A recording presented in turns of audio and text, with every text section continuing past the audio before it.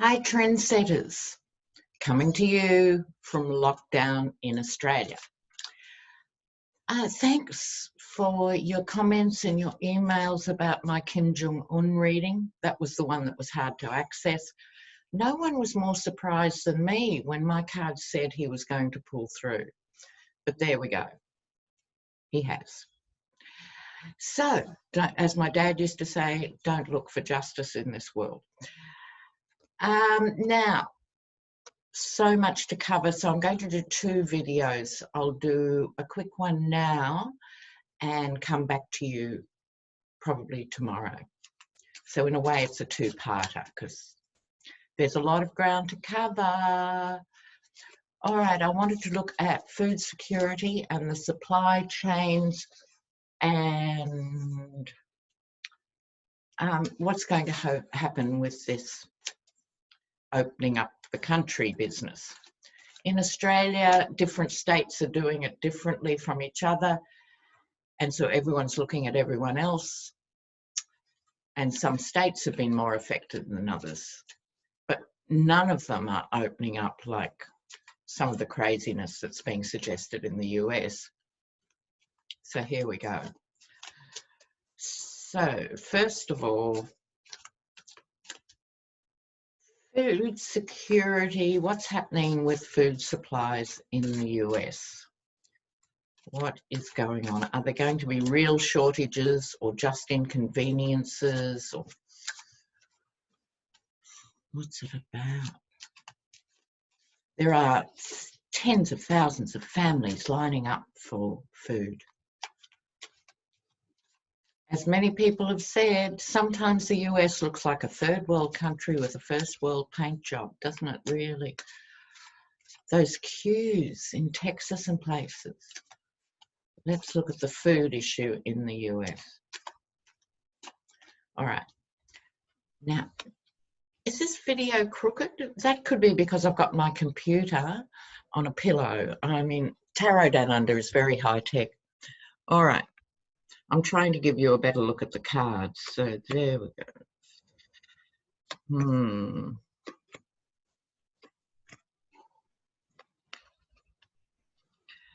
Not out of the woods yet, America. So in the middle, nostalgia, back in the days when there was plenty. So this card is sort of, it has two angles in a way. It's looking backwards in the sense of America can't go hungry. What do you mean? Well, it's also backward looking, not forward looking. So you have to think there's also, this is about children. This is a real worry in regard to the actual nourishment of children. And the ironies, of course, intrepid viewers, first digression. Why is it the red states are the poorest states? And you can't help but worry about kids in those states. Now, Cuomo had a great comeback for Mitch McConnell. Remember a week ago when Mitch was saying the states should just go bankrupt? An outrageous suggestion. And Cuomo just came back and smacked him in the head and said, what do you mean? We've been subsidising you and all your other red states that don't fund education, therefore keep the population poor, therefore means people can't get well-paid jobs, and so on, and supporting fossil industries that have died in those states, not just filthy and killing workers with black lung. The industries have gone. You know, we're back to the coal miner's daughter. Remember that film on Loretta Lynn? You know, like, it's outrageous, and that argument should be made more public, that the blue states subsidise the red states. Anyway, back to the cards. In the past, the Knight of Wands, the cautious knight. I don't think this is cautious in a sensible way. I think just cautious and slow and slack about really dealing with issues of food supply. And by that I mean the undocumented workers who pick the actual food out of the ground in order to get it somewhere else, so they can add all the chemicals and the other derivatives that will give you diabetes and other health problems. So I think this is what this particular night is speaking to. Way too cautious, and now there's going to be a price. People are uprising, upraised swords. They're really shocked. I think for the first time, many families are going to be dependent on food being supplied, not by their governments, but by charities. And they're swamped. They're absolutely swamped. So again, my question, my perennial question is, where are the churches and why aren't they doing more? Because people shouldn't be turned away because they've run out of boxes, because the need for food is so great. Eternal shame on their souls. What are we looking at now? Manipulation, you know, pretending it's all right. So Trump isn't going without food. So in his sort of short-sighted vision, how could anyone else be hungry? Because he doesn't see anyone else. This is a narcissist's idea of food shortages. But his people are manipulating the coverage of this, and I suspect even suppressing the coverage of how bad this issue can get. Yet again, America at a significant turning point, a karmic turning point. So you're going to have the unemployment queues going up onto the horizon, followed by this issue. I think this issue is going to become more important. So, big karmic lessons going on here. The richest country in the world with so many millions of people who don't have enough food or money for food. Shocking. And now, did you see where it's being talked about, if you don't go back to work in these states that are reopening, you'll be considered ineligible for benefits. You won't get benefits because you've decided to stay home. This is outrageous. This is truly out. Now, UK's handled the pandemic really badly, but they haven't gone down that route. We've handled it not too badly and haven't gone down that route yet. Assume not. But America, again, leading the way. Go and get the virus because that's the least you could do for your boss. I mean, what? What? Yeah, don't start me. Okay. So how, speaking of these openings, how are the rolling openings going to go? How are they going to go? This is a generic question, so we're not getting a state-by-state idea, just generally, how are they going to go? So hopefully people aren't going to get terribly ill and die because they've been forced back to work.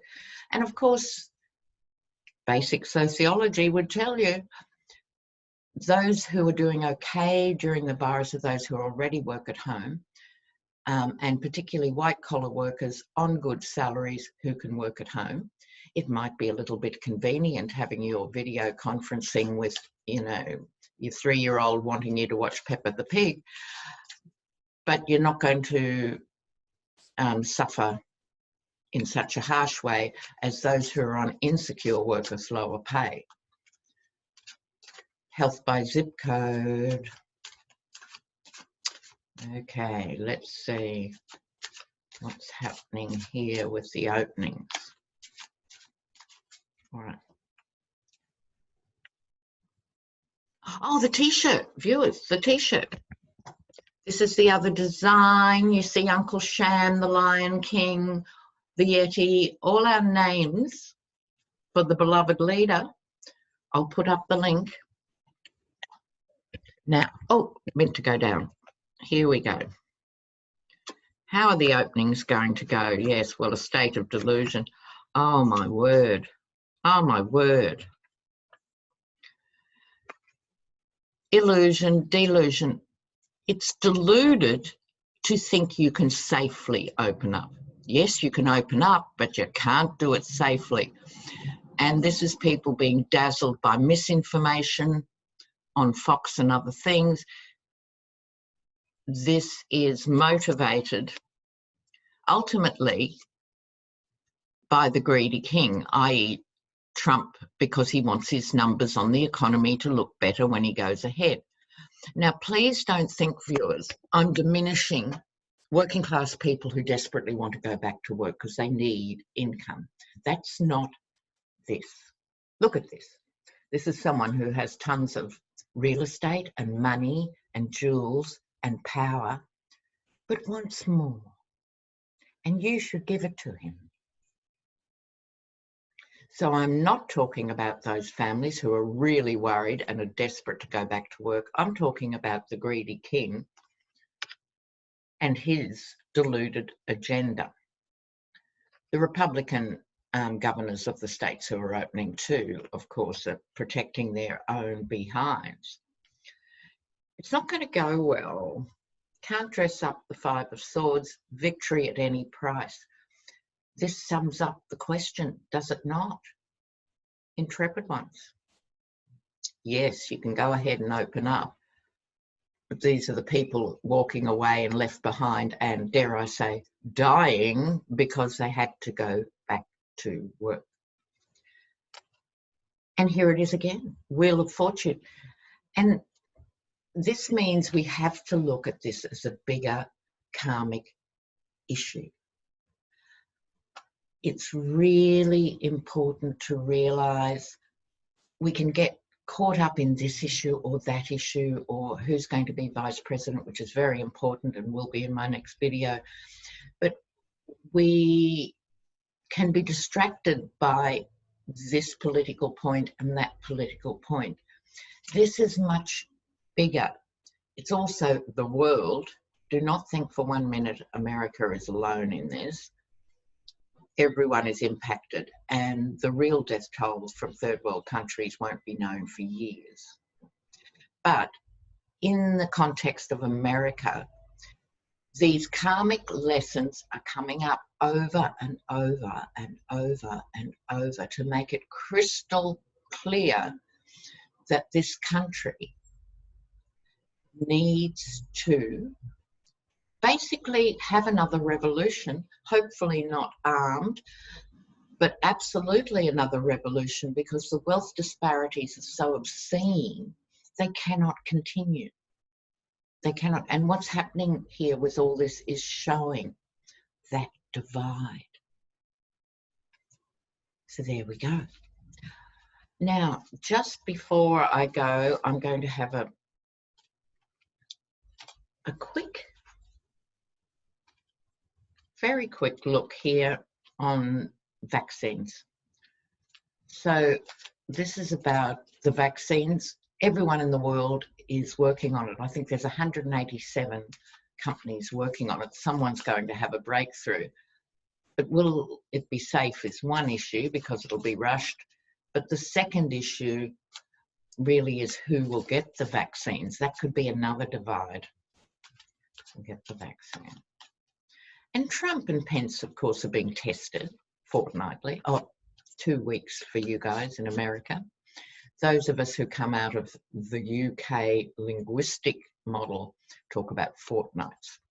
So every 2 weeks they're getting tested. They're okay. Here we go. The vaccine. Where is the vaccine story at? Where is the vaccine story at? Oh, I read an article this morning that one of the reasons Trump isn't backing more tests and insisting on them, of course, and it's perfectly logical, he doesn't want the numbers. You know, as someone said, he's a poor man's idea of a rich man, a weak man's idea of a strong man. You know, he's just such a despicable creature. Okay, vaccines. Here we go.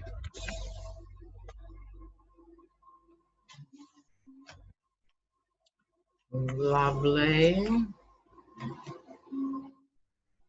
Oh, I think we're not quite there yet.